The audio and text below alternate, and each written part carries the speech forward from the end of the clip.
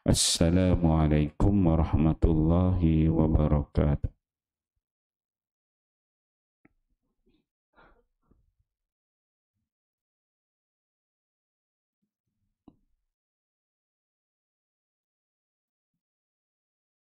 Bab ilmu dan zikir, kelebihan Al-Quran. Hadis ke-45. An Abdul Malik bin Umair, An Abdul Malik bin Umair rahimallahu ta'ala qala, qala Rasulullah sallallahu alaihi wasallam, fi fatihatil kitab shifa'un min kulli da'in, rawahu Darimi. Hadrat Abdul Malik bin Umair rahimallahu ta'ala berkata, Rasulullah sallallahu alaihi wasallam bersabda, dalam surah Al-Fatihah terdapat penawar untuk segala penyakit dari mi. An Abi Hurairah radhiyallahu anhu anna Rasulullah sallallahu alaihi wasallam qala, idza qala ahadukum amin wa qalatil malaikah fis samai amin fawafaqat ihdahumal ukhra ghufira lahu ma taqaddama min zambi, rawahu Bukhari bab fadlu at-ta'min. Sayyidina Abu Hurairah radhiyallahu anhu meriwayatkan bahawa sesungguhnya Rasulullah sallallahu alaihi wasallam bersabda, apabila sesiapa daripada kamu mengatakan amin di akhir surah Fatihah, maka pada masa itu para malaikat di langit juga akan berkata amin. Jika aminnya bertepatan dengan amin para malaikat, maka semua dosanya yang telah lalu akan diampunkan. Hadis riwayat Bukhari. Alhamdulillah tuan-tuan dia. Pagi ini kita membaca dua hadis Nabi SAW. Hadis di bawah tajuk ilmu dan zikir, iaitu kelebihan Al-Quran. Hadis 45 yang diriwayatkan oleh Abdul Malik bin Umair. Abdul Malik bin Umair ni bila ditulis rahimallahu ta'ala, maksudnya dia bukan sahabat, dia ni golongan tabi'in. Dia tak sempat jumpa dengan Nabi, dia sempat jumpa dengan sahabat. Para ulama sebutkan Abdul Malik bin Umair ni salah seorang periwayat hadis, ada 200 lebih kurang 200 hadis yang diriwayatkan oleh Abdul Malik ni. Dia orang Kufah, menjadi qadhi di Kufah. Dalam hadis ni dia menyebutkan bahawa Nabi SAW bersabda, kata Nabi sebut fi fatihatil kitab, pada surah Al-Fatihah itu, dalam surah Al-Fatihah itu, shifa'un min kulli da'. Dalam surah Al-Fatihah itu ada penawar. Penawar untuk apa? Penawar untuk segala jenis penyakit. Kelebihan surah Al-Fatihah.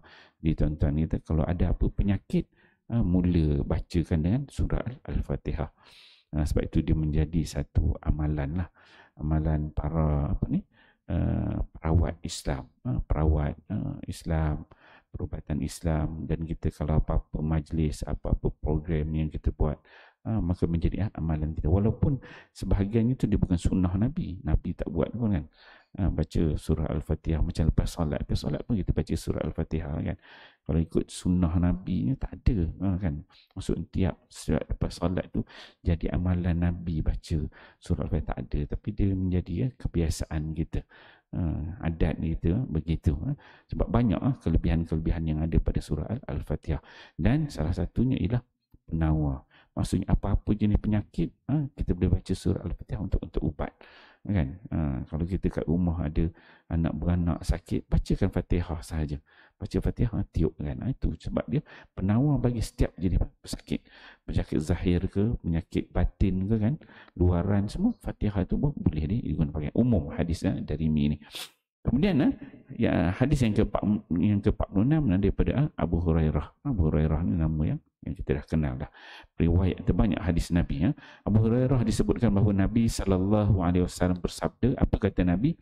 Idza qala ahadukum amin. Apabila berkata salah seorang daripada kamu amin. Bila baca surah Al-Fatihah, habis waladdallin, bila kita sebut dia amin, kan? Waladdallin. Amin ni dia tak wajib.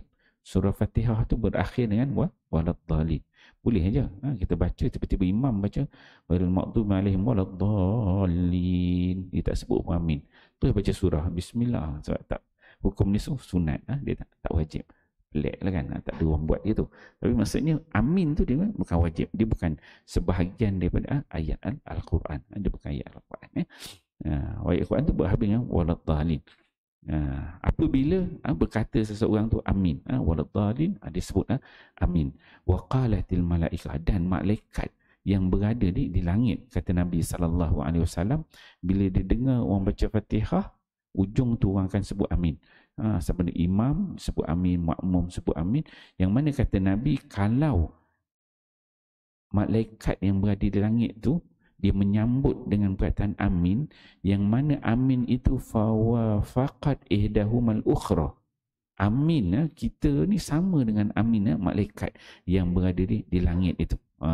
Yang berada di langit itu, maka kata Nabi SAW, ghufira lahu ma taqaddama min zambi, diampunkan dosa-dosanya yang telah lalu. Ini galakan untuk kita menyebut amin selepas kita membaca surah Al-Fatihah, waladdallin, amin. Yang mana bila habis kita surah Fatihah, bukan kita je sebut amin, tapi malaikat pun sambut. Dan Nabi sangat galakkan, dan andai kata amin kita itu sama sebutannya dengan amin para malaikat, maka diampunkan dosa-dosa kita yang lalu. Cuma dalam mazhab fiqh ni dia berbeza lah. Kita mazhab Syafi'i sunat sebut satu, dan kita sunat sebut jahar. Kita baca amin kan. Ada mazhab-mazhab lain dia sebut juga amin, tapi dia tak sebut kuat kan. Kalau tuan-tuan pergi ke negara Turki sebelah sana, waladdallin, amin tu sebut, tapi masing-masing slow je. Tak ni bezalah. Sebab ini mungkin khilaf ulama, cara nak sebut bunyi slow ke kuat sebut. InsyaAllah tuan-tuan ya, kita bila baca hadis ni kita tahulah kelebihan surah Al-Fatihah, kelebihan menyebut amin. Moga kita amal dan sampaikan. Wallahu a'lam. Subhanakallah wal illal ladzina amanu. Sallallahu ala Muhammad, sallallahu alaihi wasallam, sallallahu ala Muhammad, sallallahu alaihi wasallam. Ya Nabi salam alaika, ya Rasul salam alaika, ya Habib salam alaika. Qalallahu alaika, Qallallahu ala Muhammad, sallallahu alaihi wasallam, Qallallahu ala Muhammad, sallallahu alaihi wasallam.